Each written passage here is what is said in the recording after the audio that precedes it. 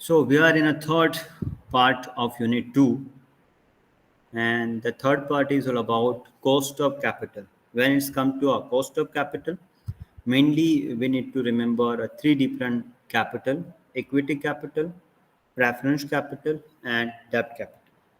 For calculating the cost of equity capital, we have five different ways, five different methods. Okay, we try to understand each and every method in detail one by one. So first method is very simple method, a dividend price approach method or a dividend approach method, in which formula we are using is Ka is equal to D upon N into 100. Formula is very simple. Cost of equity capital is equal to dividend upon net proceeding or a net proceed value. Let me try this practical question to explain this one. Okay. See, this practical question we have. Okay. Now, if you look at the practical question, here it is clearly mentioned that compute the cost of equity capital. So we will use this formula. Write down the formula first. Okay, write down here. Formula Ka is equal to D upon NP up into 100.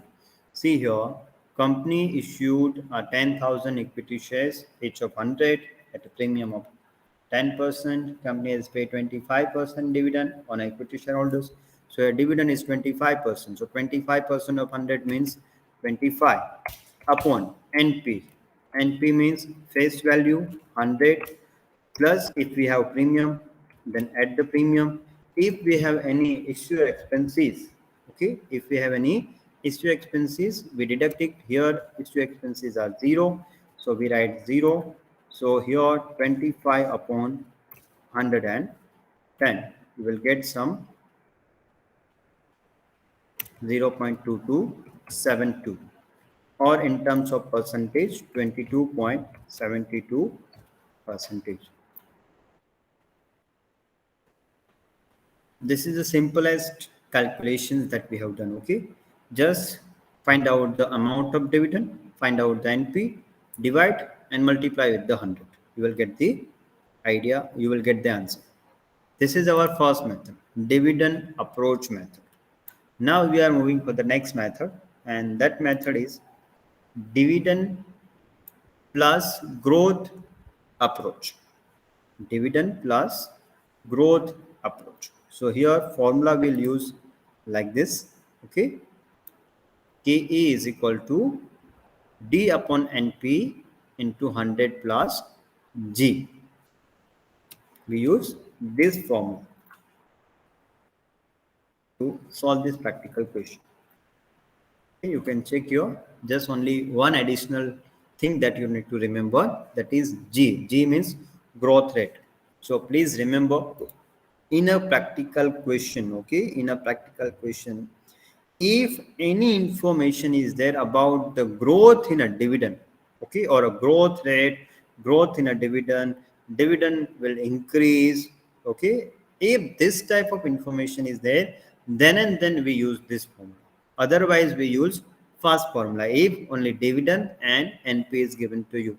So here you can see that rupees 12 will be paid as a dividend. So dividend is 12 divided by NP. NP means 100 is by default, plus if we have premium here at par, it means no premium.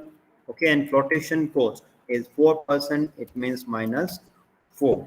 Bracket over plus G. G means growth rate, and here growth rate is 5%, it means 0.05.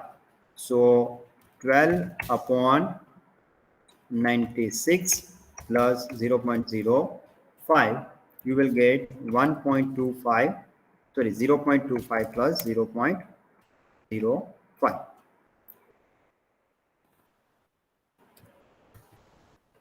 Final answer will be 0.175, or in terms of percentage, 17.50%.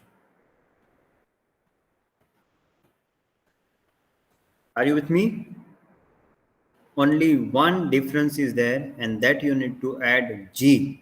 Here G means growth rate, and if growth rate is given to you, then and then we use this formula. Otherwise, we use only D upon NP.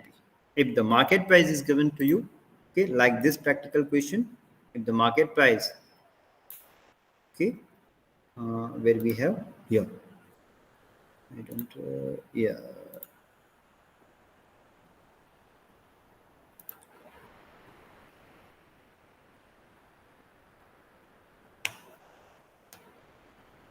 okay, if the market price is given to you directly, then we will use market value instead of NP. If market value is not given, then we use NP. Generally, NP is 100. If we have issue expenses, we need to deduct. If we have premium, we need to add. If we have discount, we need to deduct. Number three, that earning price approach. Your earning price approach formula is KE is equal to E upon NP. Please remember, this formula will use when we have information about the net profit instead of dividend. If in a practical question we have information about earning of the company, net profit of the company, at that time we use this formula. So here cost of equity capital is equal to E upon P0, because your market value is 100, earning is a 10 lakhs. Okay, so it is very easy that A 10 lakh, 100 lakhs, earning upon number of shares 10 lakhs, you will get 10 upon 100. That's all. So whenever you have information about the net profit, we use this method. Okay, net profit divided by number of shares, you will get the earning per share, EPS. Also note down the full form somewhere. Earning per share, it means EPS. Now the next method is bond yield plus risk premium approach. We don't have any practical question from this method. And last method is very important for theoretical point of view or from the practical point of view. And last one is CAPM. Please remember the full form. CAPM stand for Capital Assets Pricing Model.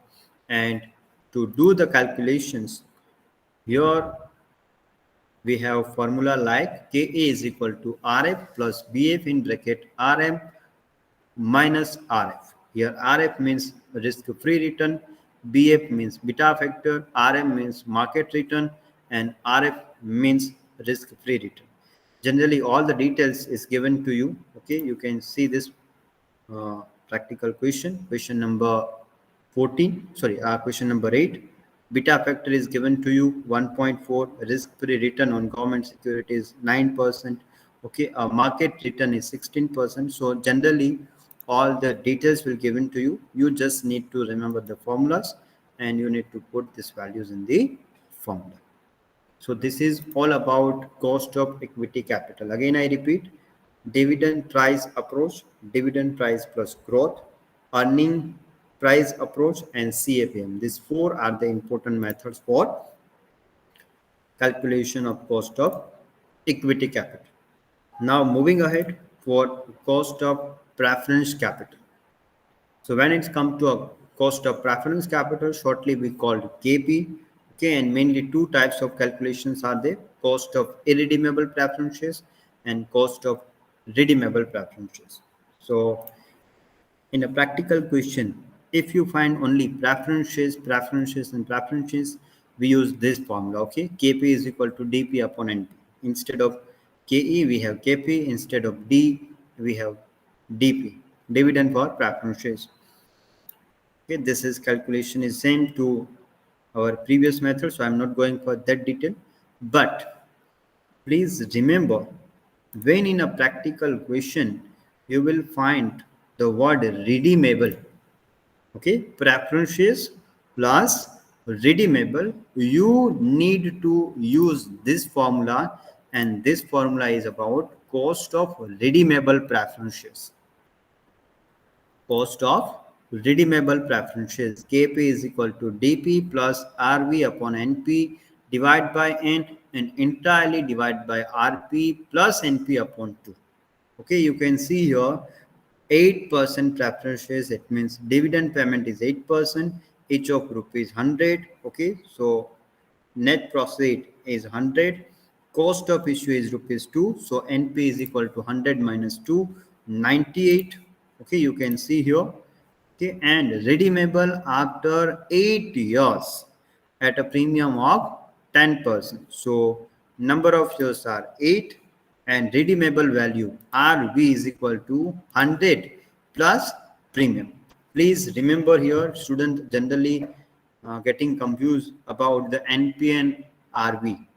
NP means issue price plus discount or plus premium, and RV means redeemable value. Redeemable value generally it is given after the word redeemable after so many years at a par, at a premium, at a discount. So whatever the conditions are there after the redeemable, okay, or at a time of redemption, that called as redeemable value. Okay. Now use this formula and put these values. You will get the answer. You will get the idea that how we go for the calculation.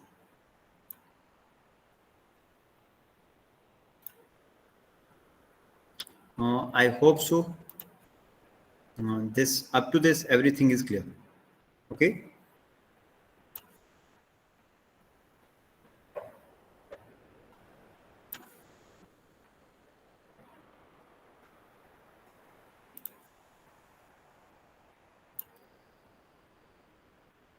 Now the next one is cost of debt. In a cost of debt, all the formula is very easy. Okay. The first formula, cost of debt is equal to KD. Cost of debt stand for KD, and KD is equal to 1 minus T R. Okay, 1 minus T R, or else let me check another formula.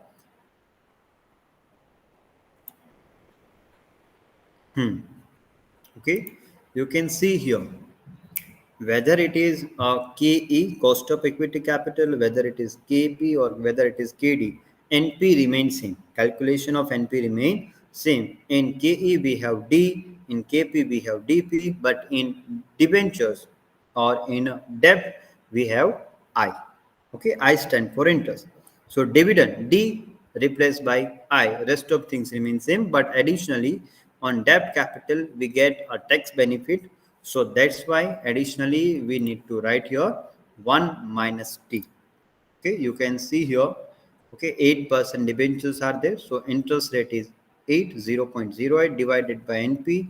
Okay, premium of 10%. So 100 plus 10, 110. So 0.08 upon 100 into 1 minus tax rate 60%, 1 minus zero point 0.6, it means 0.4. This is only one additional calculation that you need to do. The rest of things as it is as per the equity shares and preference shares. There is no any variation in this. And one more thing that you need to understand here, and that is KD. Okay, KD, or a cost of redeemable debentures. Again, these calculations are same as we have in the redeemable preferences. Okay, you can check here whatever the formula we have used, the same formula is used here in cost of redeemable preferences, but additionally 1 minus T is there. Rest of all the things are there. Okay, here DP stand for I. Okay, RV and P, NP remains same, NP remains same. You can see the calculation here.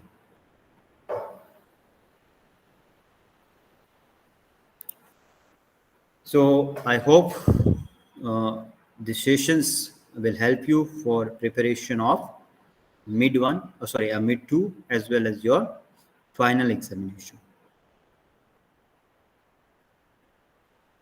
All the best, by the way.